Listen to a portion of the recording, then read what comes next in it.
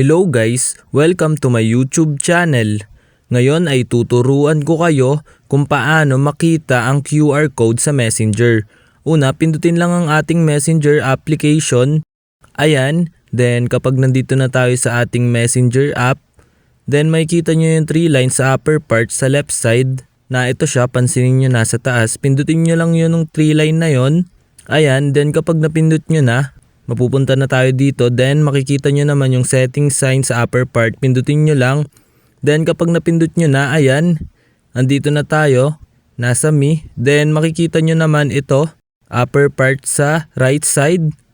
Pindutin nyo lang yon. Then kapag napindot nyo na, kung makikita nyo, nakasulat sa taas QR code, which means ito yung QR code ng ating account.